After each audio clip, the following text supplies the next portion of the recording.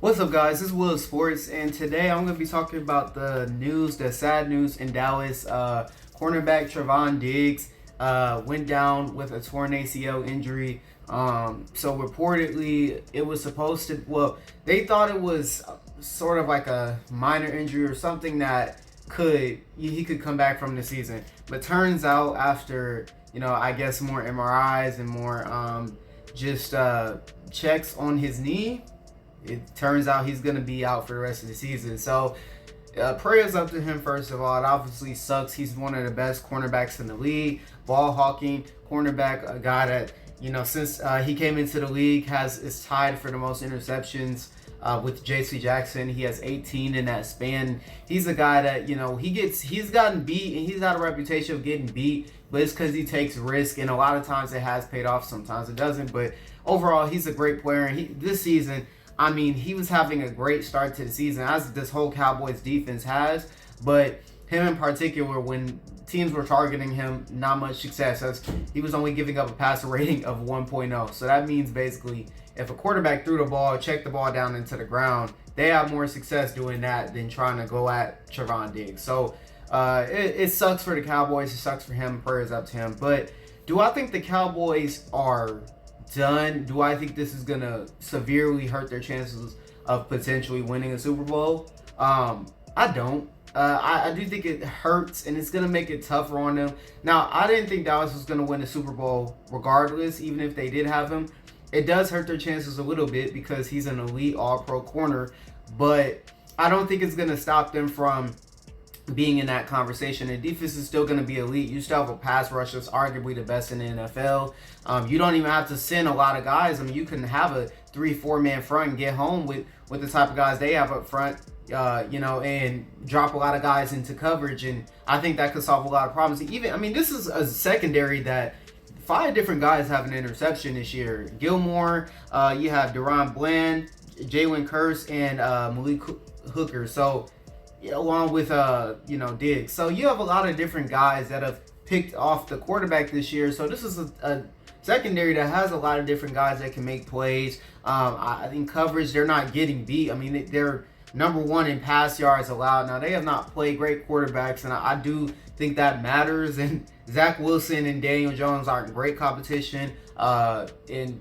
Even this week, they're playing Josh Dobbs and the Cardinals, and the next week, Mac Jones and the Patriots. So we're not going to learn a lot about this pass defense until they face, someone who can actually exploit that. And this schedule doesn't. It's very light in terms of that. The best I could see is, Jalen Hurts or, a Brock Purdy with the offenses that they play in. But even the Eagles' pass offense has had some work to do, and they don't look elite right now. But they do have 2 all-pro type of receivers in A.J. Brown and Devontae Smith. And that is why they brought in Stephon Gilmore, because they wanted to be able to go against against the Eagles, and know that, hey, y'all got 2 all-pro receivers, but we got 2 all-pro corners who could go toe-to-toe with y'all. And so losing a guy like Trevon Diggs is going to hurt that. But I still think that there's ways that they can scheme around it. Dan Quinn's one of the better defensive coordinators in the league. He's a guy that was the coordinator of those Seahawks defenses, the Legion of Boom defenses. When he was at the Falcons, they were always a really good defense, and one of the top defenses in the league in terms of opponents' points per game and stuff like that. So I think that, and Dallas last year had a great defense. So I think they can still tread water and be fine and get over it. I wouldn't say get over the hump, because like I said, I don't think they're going to win a Super Bowl with or without Trevon Diggs. But I don't think it should change people's opinion too much. Now, I do think that in a playoff game, while you would like to think the defense was going to shut down, an offense, regardless, you're going to have to put up points in the playoffs to win, several games. You're going to have an offense that can move the ball. You have to have a quarterback that can make all the throws on time, accurate, and be able to improvise and make stuff happen when plays are broken down. And Dak has not proven he can do that, at least in the playoffs. And so that was still, for me, going to be a question mark for this Cowboys team, even if they had Diggs. And I think now it's going to put a little more pressure on him. But in that offense, the offense has looked, good. They haven't had to do much. So they've been kind of vanilla. Dak's kind of just managing the game. He's playing really good. He's not turning the ball over, and They have really good running game with Tony Pollard and Deuce Vaughn, who's filled in pretty well in his touches that he's gotten. Offensive line looks pretty solid, and CeeDee Lamb is really just becoming one of the top receivers in the league. So I like what I'm seeing out of this Dallas team. They've been dominant as anyone in the NFL so far. So I don't think the Diggs loss is going to hurt them too much. Like I said, I think the way they'll combat that is just dropping more guys into coverage when they're playing teams that could maybe exploit their secondary. But I don't think there's many teams that are going to be able to exploit it on their schedule. A lot of the top quarterbacks are in the AFC, and in their division they have guys like AJ Brown, Devontae Smith, Terry McLaurin, Jahan Dotson. Yes. But like I said, the Eagles' pass offense has not looked amazing so far this year. It's still something that they're clearly working on.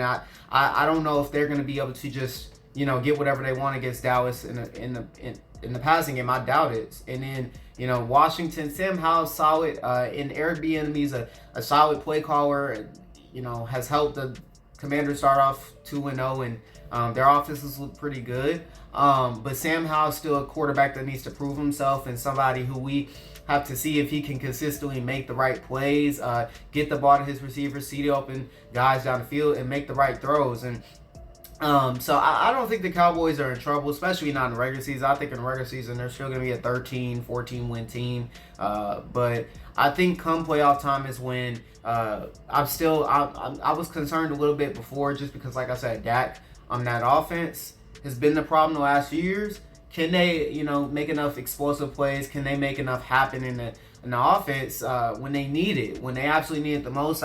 That's going to be the real question. I don't think it comes down to Diggs, but losing Diggs is a big loss for that secondary, and hopefully they're able to rebound from it. Like I said, they have several guys: Deron Bland, Jalen Curse, Malik Hooker, who can fill in for them. My biggest concern for that secondary, though, is that Gilmore is 33, and now you're going to have him guarding probably the best receiver every week, So this week it'll be, this week it's the Cardinals. But in the Patriots the next week. So the next 2 weeks, not much. I don't know their schedule after that. But like I said, if you're facing the Eagles, this is going to be A.J. Brown. If you're facing the Vikings, it's going to be Justin Jefferson.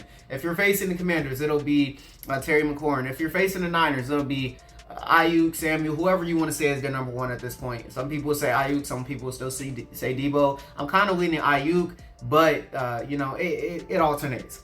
But you get my point. Gilmore's gonna have to guard those guys. Can he still do that at an elite level at this age? He was good last year. He's really good for the Colts, and that's why the Cowboys brought him in. But he is getting older, so it's gonna be interesting to see. But yeah, I think the Cowboys will be fine in the regular season, and hopefully in the playoffs they just don't shoot themselves in the foot. Dak doesn't turn the football over, and they lean on that run game a little more, and not try to make Dak the feature guy all the time unless you absolutely have to throw. I think less of Dak and more of the run game and their offense is going to be key. Not saying Dak's a bad quarterback, because he's not, but Dak isn't a guy I think is going to be the reason you win. I think he needs to be a part of it, but not the reason. He's not a Mahomes, a Josh Allen, a Joe Burrow, Lamar Jackson. He's not that level of guy. So I think it's going to be up to them on the play calling. Mike McCarthy's shown that he can make the right play call so far. As like I said, the offenses look pretty solid.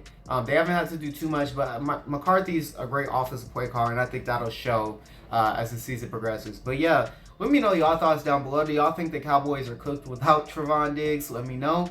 And let me know what else y'all would like me to make videos about. And yes, it's been Will Sports. Peace.